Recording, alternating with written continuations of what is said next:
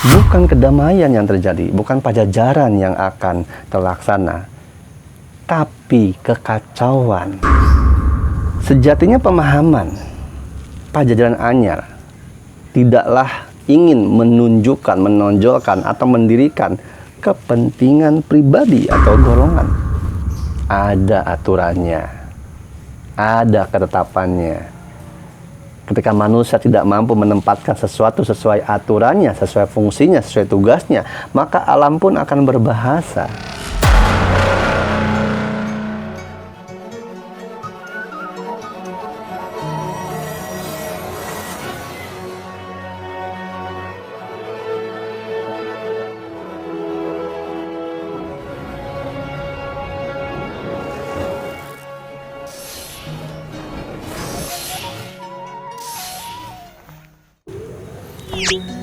Assalamualaikum warahmatullahi wabarakatuh.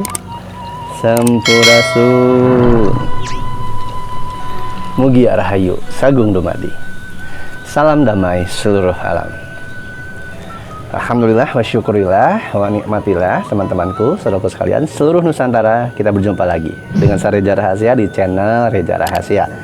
Semoga setiap apa yang saya sampaikan bisa bermanfaat, menjauhkan kita dari ketersesatan, dan menemukan kesejatian dari pengenalan diri sendiri agar kita bisa mengenal Tuhan itu sendiri. Teman-temanku, saudaraku sekalian, seluruh Nusantara, sekarang sudah tahun 2022. Saatnya saya menyampaikan apapun yang belum saya sampaikan di tahun-tahun sebelumnya. Saat ini saya akan menyampaikan dalam konten ini mengenai pemahaman searti-artinya, sebenar-benarnya mengenai Pajajaran Anyar ataupun reinkarnasi ataupun moksa itu sendiri, karena itu sudah menjadi sebuah satu bagian yang tidak terpisahkan. Ketika kita berbicara Pajajaran Anyar, Majapahit Baru, Sabdo Palon Nagih Janji, dan lain sebagainya, maka itu seperti sebuah telur. Ada kuning telur, ada putih telur, ada cangkang telur. Semuanya satu bagian. Sudah saatnya saya sampaikan ini. Semoga apa yang saya sampaikan ini bisa bermanfaat untuk siapapun yang menyaksikan. Dan mohon maaf kepada siapapun yang tidak sepaham, tidak sejalan dengan saya. Bukan bermaksud untuk menyalahkan ataupun menyudutkan, apalagi merasa diri paling benar, paling pintar dengan pemahaman apa yang saya dapatkan. Saya hanya berbagi, saya hanya perantara kata-kata. Salam hormat dari saya Reza Rahasia untuk seluruh yang menyaksikan, siapapun berada, dari kalangan suku, agama, budaya, kepercayaan, adat, ataupun keyakinan apapun. Pajajaran Anyar, Majapahit Baru, Sabda Palon Nagih Janji. Tap kaji, olah kembali.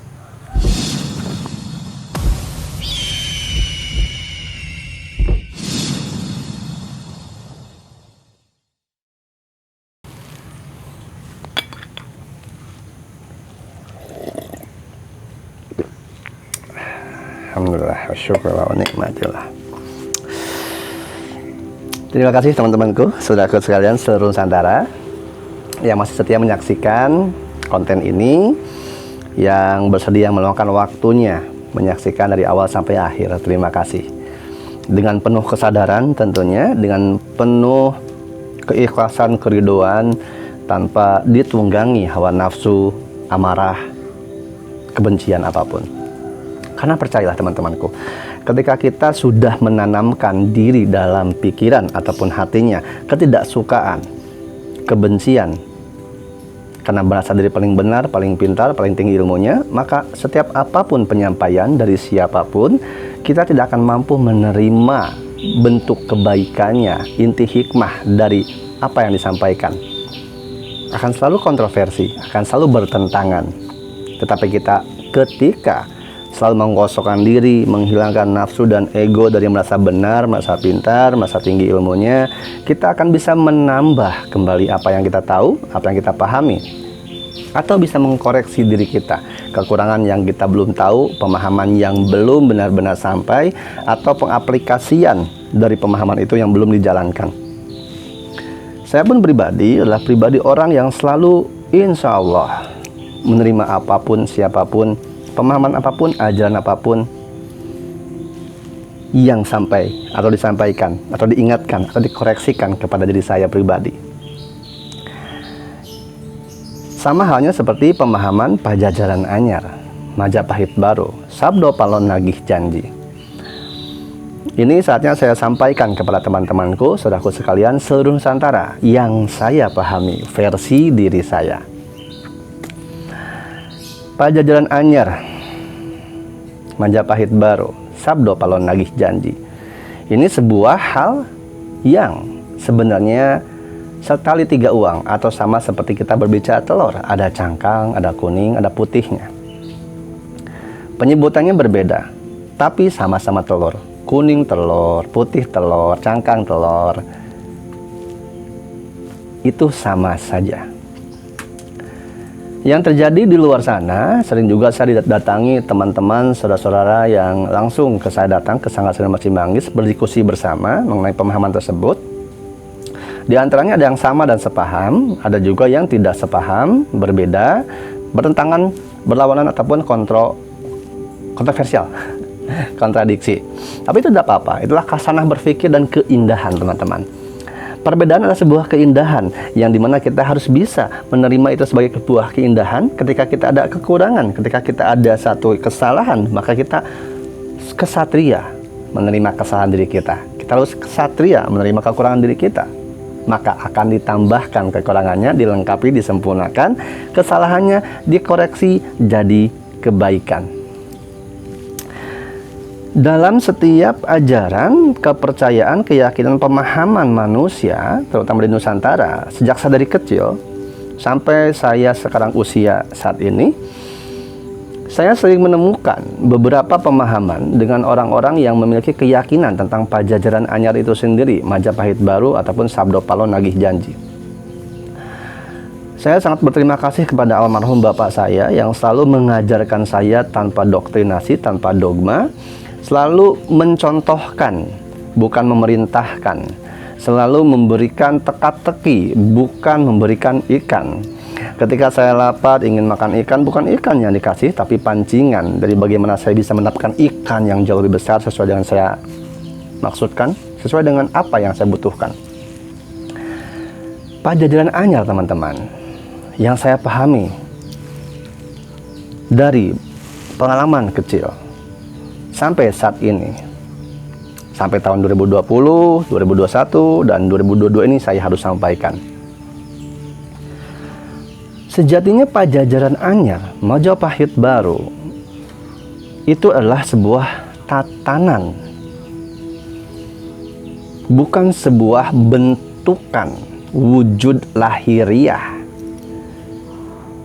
Tatanan seperti apa? Mohon maaf, saya pribadi lebih memahaminya, lebih mencermatinya, lebih mengilhaminya sebagai sebuah sistem, bukan sebuah bentuk. Apa artinya? Mohon maaf, bagi beberapa orang yang memahami pemahaman tentang Pajajaran Anyar, Majapahit Baru, Sabdo Palon Nagih Janji secara lahiriah, bentuk jasmania, yaitu negara kita harus kembali ke bentuk kerajaan, tidak cocok demokrasi, republik, dan lain sebagainya, maka silahkan saya kembalikan kepada kepercayaannya masing-masing. Karena segala sesuatu, pemahaman, keyakinan, kepercayaan itu baru benar dan bisa diiyakan, disaksikan secara gamblang tentang kebenarannya itu ketika sudah ada pembuktian yang bisa dirasakan, bukan hanya dilihat atau dipahami. Saya pribadi lebih memahami dan lebih memaknai Pajajaran Anyar adalah sebuah tatanan. Tatanan apa? Tatanan sebuah kehidupan yang selaras, kehidupan yang seimbang, pemahaman yang juga sejajar. Sejajar apanya?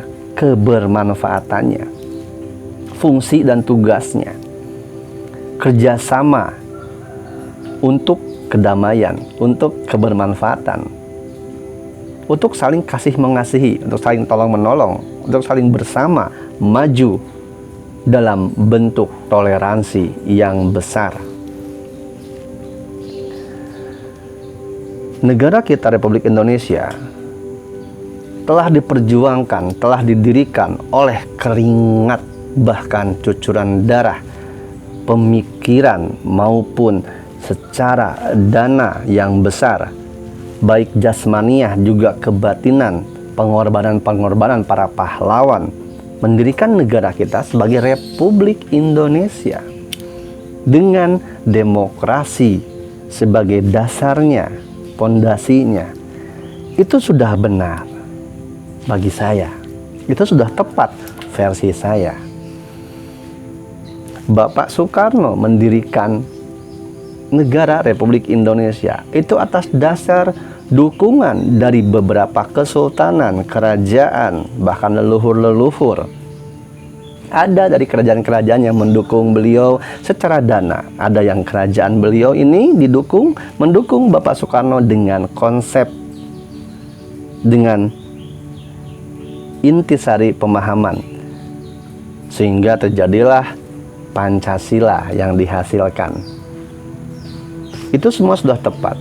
Itu semua sudah mencakup semuanya. Dalam Pancasila ada mencakup semua agama, ada mencakup semua adat, budaya, kepercayaan, keyakinan apapun yang majemuk, sehingga lahirlah Bhinneka Tunggal Ika.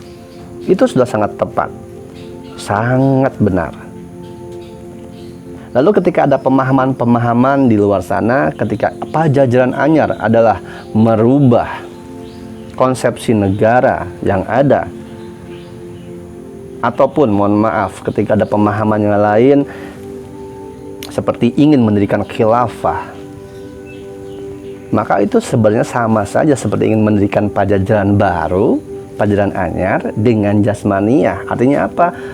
Condong mengarah kepada kudeta, condong mengarah kepada perubahan struktur negara, condong kepada kepentingan masing-masing golongan terhadap negara ini, bangsa ini. Sejatinya pemahaman Pajajaran Anyar tidaklah ingin menunjukkan, menonjolkan, atau mendirikan kepentingan pribadi atau golongan, tapi kepentingan kemaslahatan, kebermanfaatan seluruh rakyat yang ada, tidak kenal agama, suku, atau budaya apapun. Kerjasama yang merata, kesadaran manusia yang mendunia, toleransi yang jauh lebih luas dan meraja, itulah Pajajaran Anyar. Ada kesejajaran di sana, sehingga jika semua sudah sejajar, pemahaman, keyakinan, kebutuhan, kepentingan, semuanya diberlakukan sama, sejajar, diakomodasi, difasilitasi, diberikan kewenangan, diberikan kebebasan yang teratur dan terarah, memiliki hak dan kewajiban yang sama sebagai rakyat atau warga negara, sejajar semuanya, tidak pandang etnis, suku, adat, budaya, atau agama apapun, maka terjadilah tatanan Pajajaran. Saya pribadi memahami, mengetahui, dan ketika kita benar-benar paham tentang Pajajaran Anyar, tentang Sabdo Palon Nagih Janji, tentang Majapahit Baru, atau apapun itu yang dipahami segenap beberapa pihak dari Nusantara untuk memperbaiki Nusantara ini, negara Republik Indonesia ini, saya pribadi, jika memang ada yang harus diperbaiki atau dilengkapi dari negara Republik Indonesia ini, yang diperbaiki ini adalah sistem pemerintahannya, undang-undangnya. Yang sudah baik tetaplah ada, dikembangkan dan difungsikan sebenar-benarnya. Yang belum ada dimasukkan sebagai undang-undang, sebagai tatanan lembaga institusi pemerintahan. Apa yang belum ada di negara kita tercinta ini?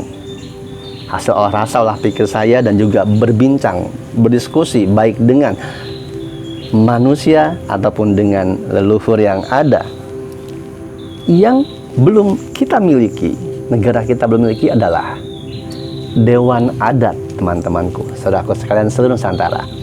Ketika kita melihat DPR ada, MPR tidak berfungsi sebagaimana mestinya, lembaga keagamaan ada, di Islam ada MUI yang mengatur segala macam apapun yang urusannya keagamaan, maka kita belum melihat, kita belum mengetahui sudah ada ataupun tidak. Saya pribadi merasa itu belum ada karena belum dikukuhkan menjadi sebuah lembaga, belum diproklamirkan kepada seluruh segenap rakyat Nusantara adanya Dewan Adat. Apa fungsi Dewan Adat, teman-teman? Fungsi Dewan Adat yang saya dan beberapa teman-teman, saudara-saudara sejalan, sefrekuensi, sepaham, fungsinya adalah untuk memberikan aturan tempat-tempat adat, tanah-tanah adat, petilasan, pesucian, makom-makom suci, situs-situs, semua yang berlaku yang ada pada adat istiadat di Nusantara itu harus diatur, itu harus dikelola, harus ada jadi undang-undangnya, harus ada lembaga atau institusi yang mengaturnya, menjaganya, agar terjadi keselarasan, agar sejajar. Tidak akan selaras di bumi Nusantara ini sebagai bumi yang percikan surga yang bocor, konon seperti itu. Ketika Dewan Adat tidak ada, apa yang mengakibatkan Dewan Adat harus ada? Terjadinya ketidakseimbangan. Apa yang terjadi kita sudah saksikan, teman-teman. Ketika pembangunan ada, mohon maaf, saya menyampaikan ini bukan saya tidak setuju dengan pembangunan. Saya setuju dengan pembangunan. Tapi pembangunan yang terarah, teratur, ada tanah, ada daerah yang tidak boleh dibangun untuk hal yang lain, penempatannya yang tepat, fungsinya yang terarah. Ketika ada satu daerah untuk penghasil padi, maka jadikan penghasil padi, para petani padi. Ketika ada daerah hanya untuk menghasilkan sagu, maka hasilnya sagu. Ada daerah untuk peternakan, maka peternakan. Ada pertambangan, maka pertambangan. Jangan jadikan semuanya ini salah fungsi, salah arah. Yang seharusnya dari tanah adat dijadikan pertambangan, karena melihat di sana ada unsur bumi yang lebih luas. Itu sudah tidak seimbang dari rusaknya alam. Lahan pertanian semakin lama semakin tergerus, semakin tidak ada. Ada yang tidak cocok ditanami kelapa sawit, ditanami kelapa sawit. Ketika ada Dewan Adat, itu akan mengatur ranah daerah mana yang seharusnya difokuskan kepada sesuai fungsinya. Sekarang banyak. Ada petilasan-petilasan, ada tanah adat leluhur yang berjuang untuk tatanan seluruh umat manusia yang ada, tapi akhirnya digerus, dihilangkan, dan menjadi waduk. Terkubur jauh dalam, menjadi bendungan. Ada aturannya, ada ketetapannya. Ketika manusia tidak mampu menempatkan sesuatu sesuai aturannya, sesuai fungsinya, sesuai tugasnya, maka alam pun akan berbahasa. Bumi, semuanya ini memang diperuntukkan untuk manusia untuk dikelola. Ingat, untuk dikelola, bukan untuk dieksploitasi. Pengelolaan berbeda dengan eksploitasi. Ketika sumber daya alam yang ada dikelola dengan baik, difungsikan sebagaimana mestinya, lalu dipergunakan dengan seharusnya, maka sejatinya tanah kita, bangsa kita, negara kita, rakyat kita makmur.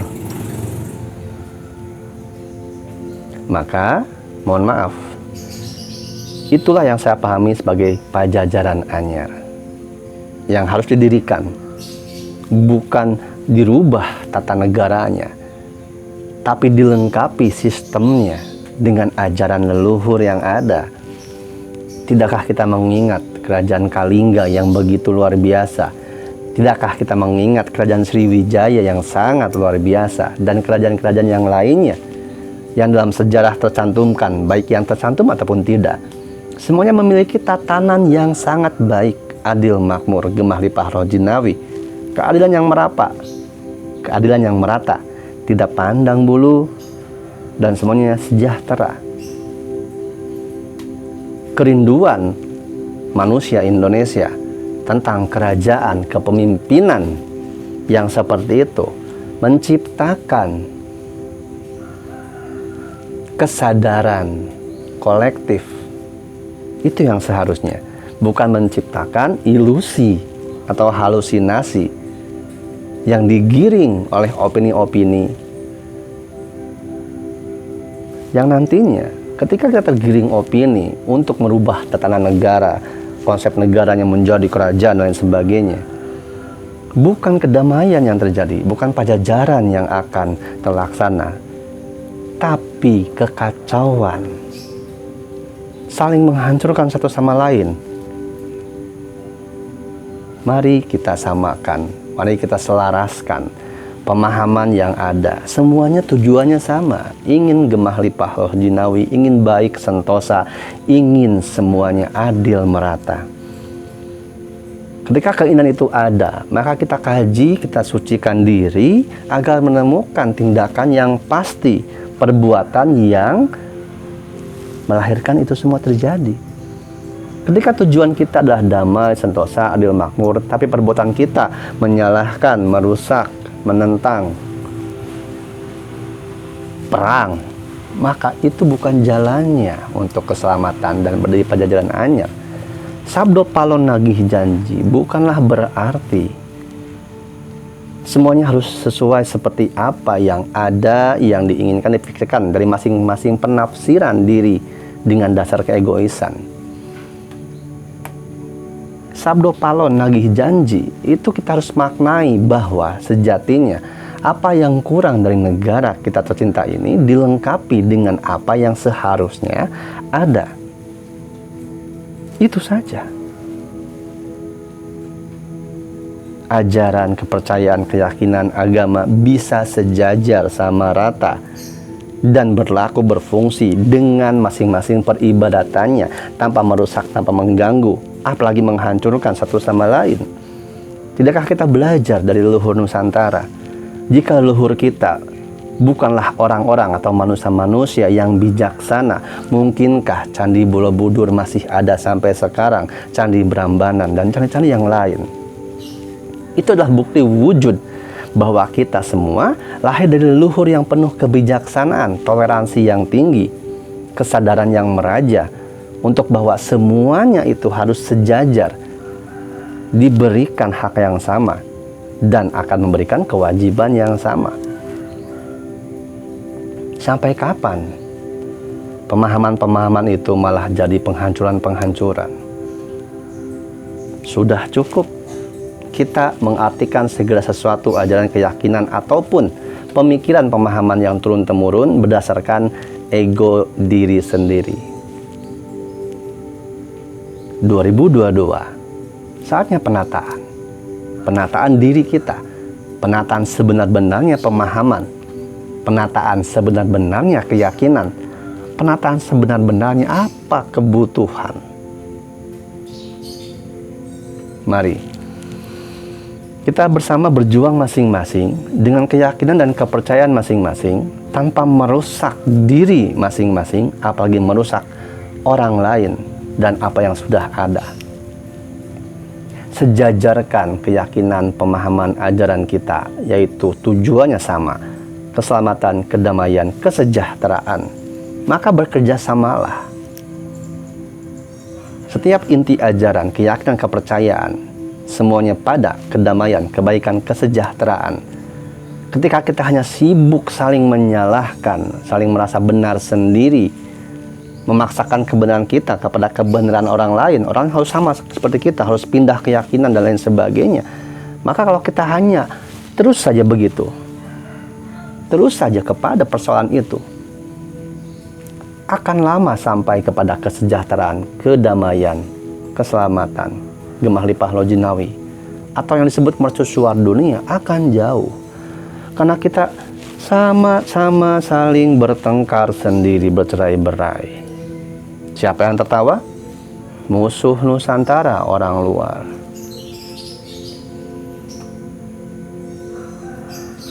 Jadi, tanyakan lagi kepada hati sanubarimu.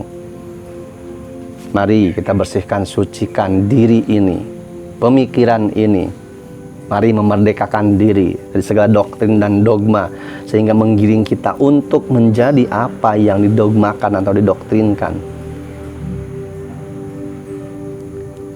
Negara Republik Indonesia sudah merdeka tahun 1945, tapi manusia-manusianya masih belum merdeka dari jajahan pemahaman, pemikiran, keyakinan, ajaran, ataupun perasaannya. Barang siapa yang memerdekakan dirinya, maka dia akan menyelamatkan dirinya, dan dia akan bisa mampu menyelamatkan yang lainnya. Semoga apa yang saya sampaikan ini bermanfaat. Salah kurangnya mohon maaf. Sekali lagi mohon maaf, apapun yang saya sampaikan mungkin bisa mengganggu jiwamu, mengusik pikiranmu, atau menggoncangkan keyakinan dan pemahamanmu. Tidak ada maksud apapun dan saya tidak berkepentingan apapun. Saya hanya menyampaikan, saya hanya perantara kata-kata. Semoga apa yang saya katakan di sini, yang saya sampaikan bisa membantu membangkitkan kesadaran kolektif bahwa kita semua harus menjadi sejajar, selaras, seimbang, baik secara manusia, ajaran, kepercayaan, juga alam. Keseimbangan inilah keseimbangan yang melahirkan tatanan kedamaian, kesejahteraan, dan itulah yang tugas utama manusia lakukan, pengelolaan bumi ini. Tetap kaji dan olah kembali. Mohon maaf salah-salah katanya. Ketika teman-teman berminat untuk silaturahmi bersama dengan saya di Sanggar Seni Masjid Manggis, silahkan hubungi Mas Abdul Soleh. Kita curhat bersama, berbagi, saling mengingatkan dalam kebaikan. Tetap jaga hati, jaga pikir, jaga rasa, dan jangan takut. Sarja Rahasia. Wassalamualaikum warahmatullahi wabarakatuh. Salam damai seluruh alam.